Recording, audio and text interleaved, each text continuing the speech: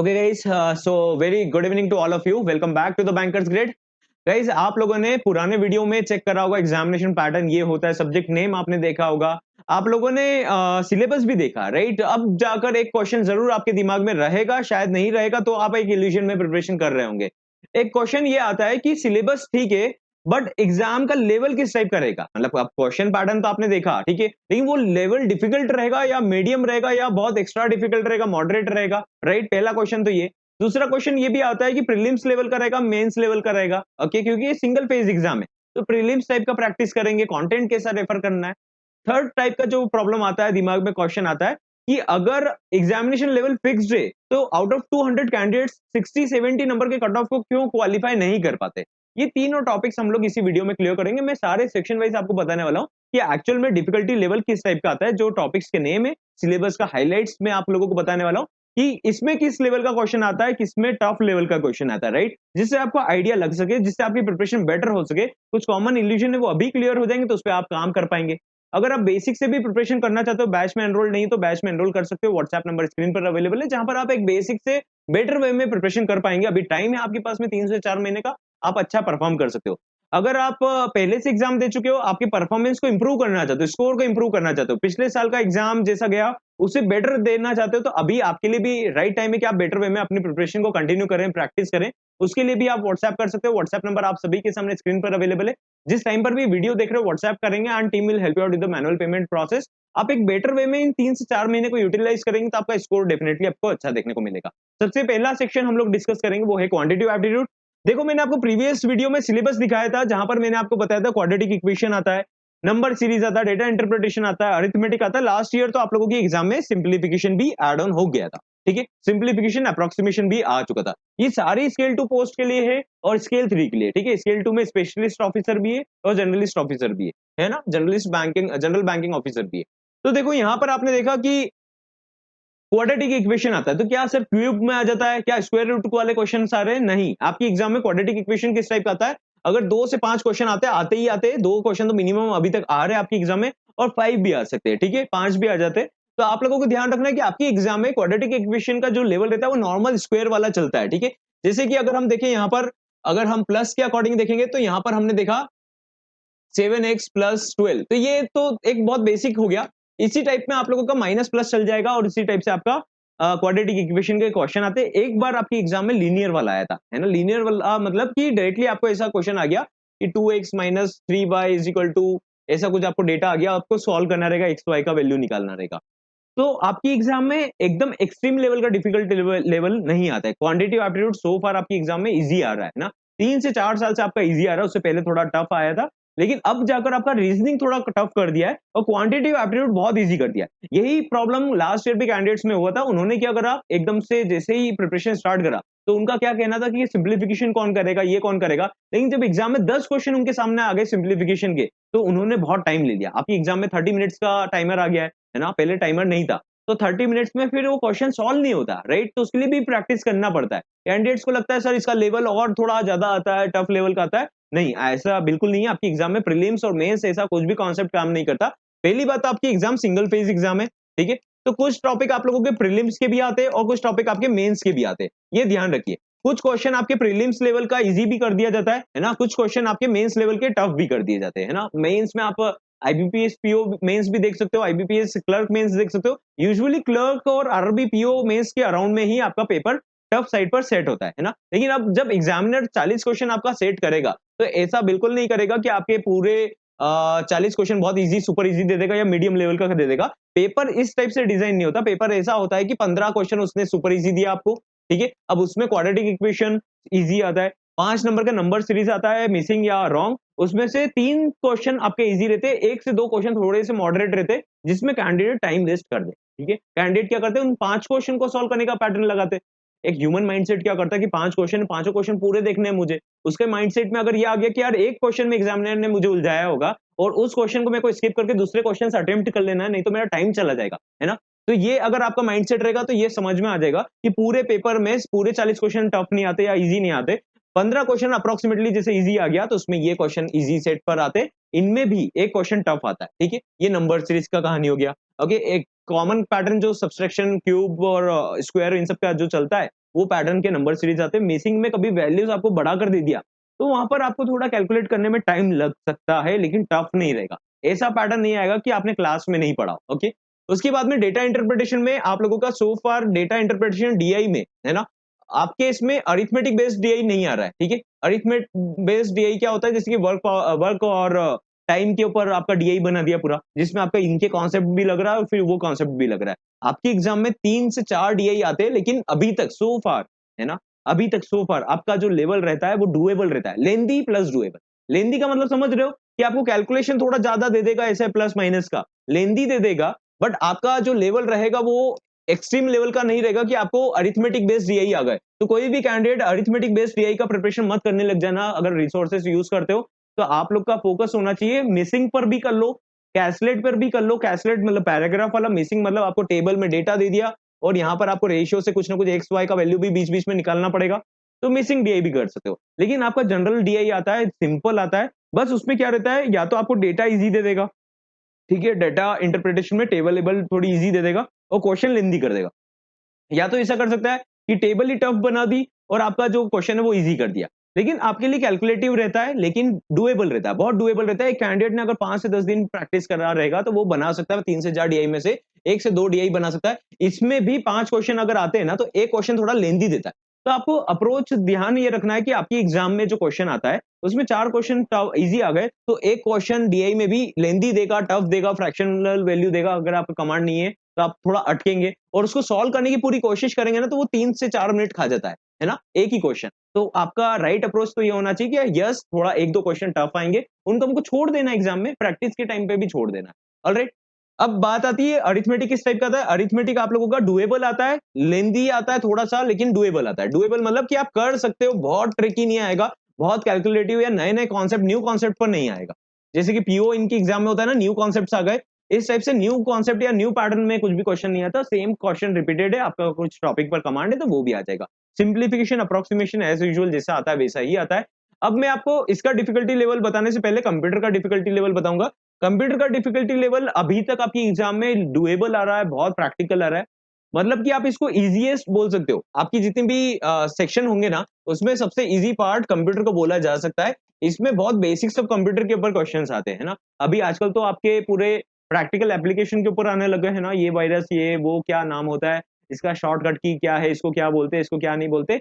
इस टाइप के क्वेश्चन ज्यादा आने लगे मल्टीमीडिया इन सब के ऊपर, तो ये बेसिक्स हिस्ट्री और ये सारे क्वेश्चंस इजी लेवल पर आ रहा है। अगर टफ भी जाता है तो मीडियम लेवल का होगा, एकदम आपसे प्रोग्रामिंग लैंग्वेजेस नहीं पूछने लग जाएंगे, क्योंकि उसमें आईटी वालों के लिए तो सेपरेट सब्जेक्ट रहेगा, तो आपके ये इजी साइड पर आ रहा है। अगर आप इसको टारगेट करते हो 20 में से आप 10 नंबर आराम से टारगेट कर सकते हो। 40 क्वेश्चन रहते हैं यहाँ पर भी, है ना। अब थर्ड टॉपिक में आपको पहले समझाऊंगा यहाँ पर इंग्लिश और हिंदी, है ना। इंग्लिश और हिंदी में से सबसे पहले तो मैं आपको ये बताऊंगा कि 2-3 साल में यही हो रहा है ना। पहले तो लेवल सेम आ रहा था, इंग्लिश को थोड़ा इजियर बनाया जा रहा था और हिंदी को टफ बनाते थे, है ना। अभी हिंदी को थोड़ा इजी लग रहा है कैंडिडेट्स को और इंग्लिश थोड़ा टफ लगता है ना। टफ नहीं लगता, इसके कंपैरिजन में करेंगे तो टफ लगता है, जिसका प्रैक्टिस नहीं रहेगा उनको टफ लगता है। तो अगर आपको दोनों लैंग्वेज आती है तो आप हिंदी को पिक कर सकते हो, है ना। अब इंग्लिश और हिंदी आपको फॉर्म के टाइम पर फिलअप नहीं करना पड़ता, ये जब आप एग्जाम देंगे तो वहां पर एग्जाम में आप लोगों को ऑप्शन रहता है कि इंग्लिश को पिक करना है या हिंदी को पिक करना है। एक पिक करोगे दूसरा डिसेबल हो जाएगा, इसको बीच में बंद कर दोगे तो ये दूसरे पे भी जा सकते हो। ऐसा भी चलता है ना, कि आपने पहले हिंदी का पेपर देख लिया, उसके बाद में आप जंप कर गए इंग्लिश के पेपर पर। सो फार अभी तक उनका सॉफ्टवेयर ये अलाउ करता है, ठीक है। इस बार क्या अलाउ करेगा नहीं करेगा वो आपको वहां पर पता चलेगा। जो आपके पैसेज रहते हैं उसमें 2 पैसेज आते, मैंने आपको बताया था, इंग्लिश हो या हिंदी हो, आपके इसमें 2 पैसेज आते। उसमें से एक पैसेज जो रहता है वो थोड़ा सा लेंदी रहता है, ठीक है। लेंदी वाला जो पैसेज रहता है ना आपके एग्जाम में, वो डुएबल रहता है ना। यहाँ पर लेंदी सोचकर हर कैंडिडेट का माइंडसेट क्या रहता है, इसको नहीं पढ़ते, और वो डुएबल रहता है। वो मतलब एक आपका प्रैक्टिस नहीं भी अच्छा रहेगा, पढ़ेंगे तो समझ में आ जाएगा। जो छोटा वाला पैराग्राफ आता है ना, जो दूसरा पैराग्राफ रहता है या पहला पैराग्राफ, जो छोटा वाला पैराग्राफ रहेगा, जो शॉर्ट थोड़ा सा रहेगा, उसमें वोकैब थोड़ी अच्छी स्ट्रॉन्ग यूज करते हैं, है ना। उसमें वोकैब थोड़ा स्ट्रॉन्ग रहता है ना। उसमें आपको मीनिंग्स नहीं पता तो आप समझ नहीं पाएंगे। जो लेंदी रहेगा ना उसका कहानी आप समझ पाएंगे। लेंदी इजी है और जो शॉर्ट वाला रहेगा वो टफ आता है। टफ से मतलब कि थोड़ा सा टाइम कंज्यूमिंग रहता है, उसमें अगर 6 क्वेश्चन आए तो हो सकता है कि आपसे 2 से 3 क्वेश्चन ही परफेक्टली बन पाए, है ना। सेम हिंदी और इंग्लिश दोनों में ऐसा चलता है। सेंटेंस रीअरेंजमेंट आपके 7 क्वेश्चन, 7 ऐसे 6-7 ऐसे सेट आ जाएंगे, उनको अरेंज करना पड़ता है।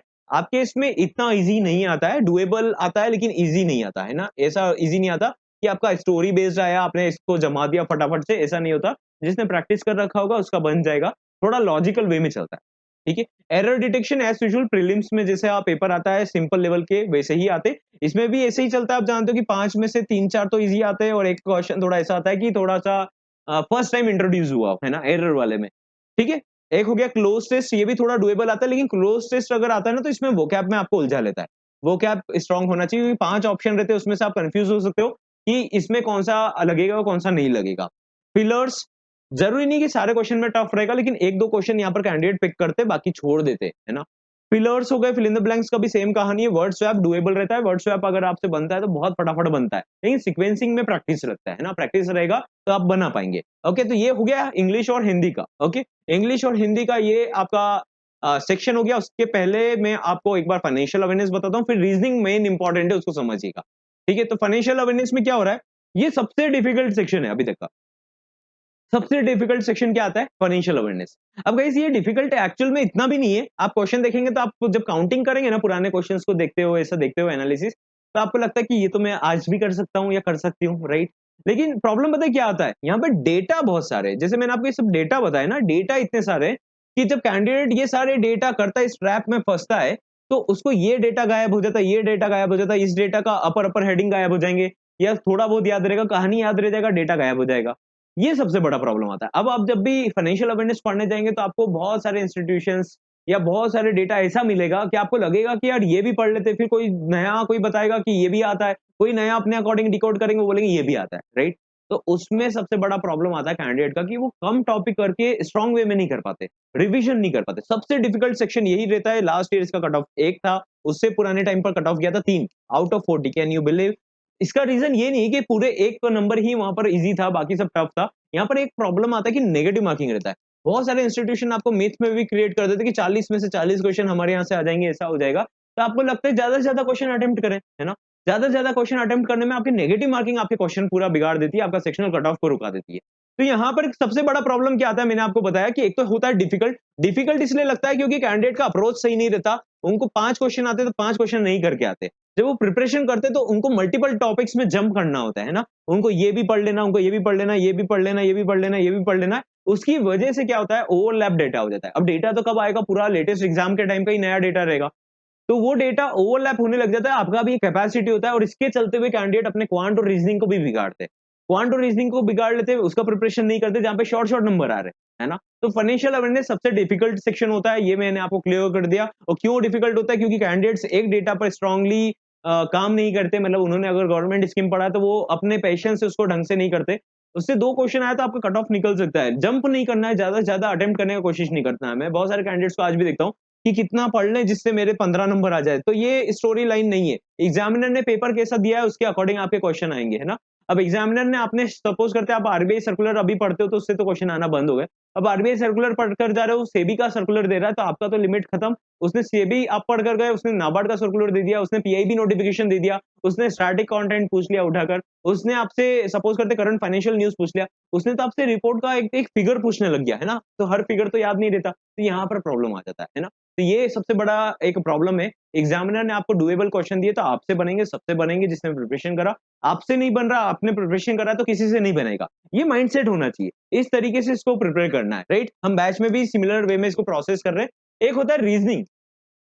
जितने भी कैंडिडेट्स रिकॉर्डेड क्लासेस को देखते हैं इंटरनली, आप लोग एक अटेंशन दीजिएगा कि आप कम से कम कुछ क्लासेस लाइव भी करें, जिससे आपका रूटीन बन पाए, है ना? क्लासेस जब लाइव होती है ना, तो आप किसी चीज़ से हो सकता है भाग रहे होते हो। आपने कभी देखा होगा कि किसी पॉइंट को आपने 5 बार पढ़ लिया, है ना? किसी पॉइंट को 5 बार पढ़ा, 5 दिन में, तो आपको याद हो गया, फिर आपको लाइफ टाइम उसको कभी देखने का ज़रूरत नहीं पड़ा। क्यों ऐसा होता है पता है? क्योंकि आप जब फर्स्ट टाइम पर पढ़ते हो ना, तो आपको लगता है कि आपको समझ में आ गया, लेकिन आपके सबकॉन्शियस में सेटल नहीं हुई बात, है ना? नेक्स्ट डे आप उसको रिवाइज करते हो ना, तो आपका फिर स्ट्रॉन्ग होता है। फिर नेक्स्ट टाइम रिवाइज करते हो, फिर स्ट्रॉन्ग होता है। नहीं तो क्या होता है, सारे डेटा आप ऐसे कर तो बैठ जाते हो और होता नहीं है। दैट्स व्हाई आप लाइव क्लासेस भी देखा करो, जो भी हमारी इंटरनली प्रोसेस होती है, उससे आपका डेफिनिटली इंप्रूवमेंट होगा। हम उसमें क्वेश्चंस भी रिकैप करके पूछते हैं, जिससे आपका लर्निंग हो सके।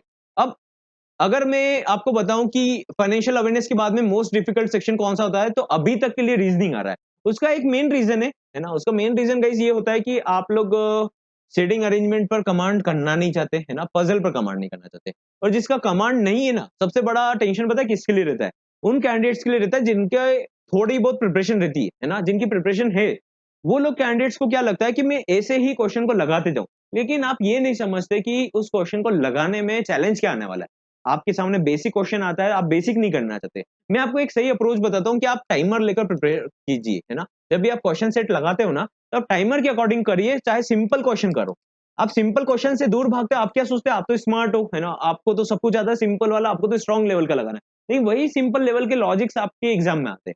वही सिंपल लेवल के लॉजिक के अलावा कुछ भी नया चीज़ नहीं आएगा। जो लॉजिक इसमें आ गया है ना, वही लॉजिक आपको घुमा-फिरा कर आपकी टफ लेंथी पज़ल बना देगा। टफ बनाएगा नहीं, लेंथी होती है पज़ल, टफ नहीं होती। डूएबल होती है, वही पैटर्न की आ रही है, स्क्वायर, सर्कल, आपका सिटिंग अरेंजमेंट आता है, वही फ्लैट फ्लोर का पज़ल आ रहा है ना, फ्लोर बेस्ड वर्टिकल पज़ल्स आ रहे हैं, ठीक है? डेट और मंथ वाले पज़ल्स आ रहे हैं। तो इसी टाइप की आपकी पोस्ट वाइज़ पज़ल और यही पज़ल सारी गिनी-चुनी पज़ल्स है, उसपे आप कमांड करना नहीं चाहते हो। आपको क्या लगता है सिंपल है, तो सिंपल नहीं करना है, राइट? तो सबसे बड़ा प्रॉब्लम ये है। तो ये तो अप्रॉक्सिमेटली आपके 20 क्वेश्चन आ जाते हैं। मैंने आपको पहले भी बताया था 20 क्वेश्चन मतलब कि 25 मार्क्स का हो जाता है 40-50 में से। तो 50% वेटेज जब सिटिंग अरेंजमेंट पज़ल का, तो आप यहाँ से भागने की कोशिश करते हो ना एस्केप लेने की, वहाँ पर आप लोगों के नंबर कम होते हैं और इसीलिए ये section most second difficult section बन जाता है ना?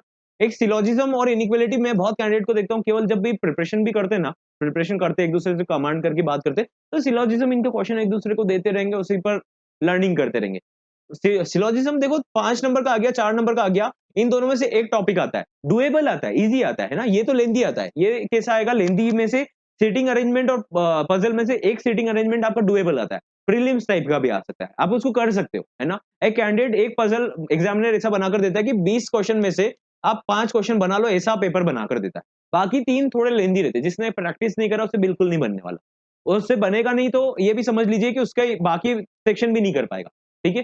फिर एक आता है मशीन इनपुट आउटपुट। आप पढ़ने के लिए तो इसके लॉजिक बेसिक बेसिक करते हो, प्रैक्टिस कभी करना नहीं है। प्रैक्टिस नहीं करते हो तो 5 नंबर का क्वेश्चन आप इज़िली छोड़ देते हो। एक कैंडिडेट अगर 5 दिन पढ़ लेना इसको, तो बना लेगा, लेकिन वो पढ़े 5 दिन, है ना? ऐसा ना सोचे ये तो सिंपल है, ये आता है, ये आता है, ये आता है, तो फिर कभी आपका लर्निंग नहीं होगा। टॉपिक तो इतने लिमिटेड ही है ना? इसलिए हम लोग बैच में क्या करते हैं मल्टीपल टाइम्स इन टॉपिक को कवर करते हैं, क्योंकि उससे आपका रिवीजन हो पाता है, उससे आपका कमांड हो पाता है, हैंड्स ऑन हो पाता है और एग्जाम लेवल के क्वेश्चंस पर हो पाता है। नहीं तो आप प्रीलिम्स का प्रैक्टिस कर रहे हो या मेंस का प्रैक्टिस कर रहे हो, वो आपके लिए रिलेवेंट भी नहीं है, राइट? अब डायरेक्शन सेंस और ब्लड रिलेशन में एक क्वेश्चन आता है, मैंने आपको हर बार बताया है, ठीक है? इसका लेवल डुएबल रहता है, लेकिन थोड़ा-सा ऐसा रहता है कि टाइम टेकिंग हो सकता है ना? थोड़ा-सा टाइम टेकिंग हो सकता है लेकिन डुएबल होता है पूरा। ऐसा कुछ भी नहीं है कि आप पूरा अटक गए और नए कॉन्सेप्ट के साथ में आपको उसको क्वेश्चन को सॉल्व करना पड़ेगा। ऑर्डर रैंकिंग ईज़ी आता है, लॉजिकल रीजनिंग आप पढ़ लेंगे अगर स्टेटमेंट को और आपके पास में उसके कॉन्सेप्ट्स क्लियर है, तो आप इसको बना लेंगे। लेंथी रहता है लेकिन डुएबल रहता है, ठीक है? तो 40 क्वेश्चन में से आप लोग 20 क्वेश्चन आराम से टारगेट करके जाना चाहिए हमको एग्ज़ाम में। इसका स्ट्रैटेजी अलग से बताऊँगा मैं आप लोगों को। एक सीटिंग अरेंजमेंट और एक पज़ल हो गया, है ना? इसको भी छोड़ सकते हो बाद में लेकिन एक मशीन इनपुट हो गया और सिलोजिज्म इनमें से एक अटेंड हो गया, एक डायरेक्शन सेंस और ब्लड रिलेशन हो गया, तो आराम से कर सकते हो। लेकिन कैंडिडेट नंबर लाते हैं यहाँ पे 8 से 10। अब प्रॉब्लम यही होता है कि आपके नंबर ही कम यहाँ पर हो जाएँगे, 50 नंबर का पेपर है, यहाँ पर आप नंबर कम कर लेंगे, तो it will not be fruitful, है ना? हमको यहाँ पर 30, 20 पहले से एग्ज़ाम देते हुए आ रहे हो तो आपको 30 टच करना पड़ेगा। आउट ऑफ 50 आपको 30 टच करना चाहिए। उसके लिए क्या लगेगा? प्रिपरेशन लगेगा, प्रिपरेशन तो करना ही पड़ेगा ना, प्रिपरेशन के बिना कैसे मुँह उठाकर एग्ज़ाम देने जाएँगे? प्रिपरेशन करेंगे तो ऑटोमैटिकली आपका स्केल 2 या स्केल 3 में सिलेक्शन हो जाएगा। नहीं करेंगे, तो ये तो प्रेशर लेना ही नहीं, है ना? ये कैसा प्रेशर है? प्रिपरेशन का प्रेशर मत लीजिए फिर। प्रिपरेशन करना है तो करके जाइए एग्ज़ाम में। ऑलराइट मिलते हैं नेक्स्ट सेशन में। इन केस आपने बैच में एनरोल नहीं कर रखा है और आप लिटरली इसको सिस्टमैटिकली करना चाहते हो ना, स्टेप बाय स्टेप प्रिपरेशन को इम्पोर्टेंस दीजिए, है ना? एक step by step he preparation होता है। ओवरनाइट कुछ भी सक्सेस नहीं मिलेगा। मिलते हैं हम लोग नेक्स्ट सेशन में।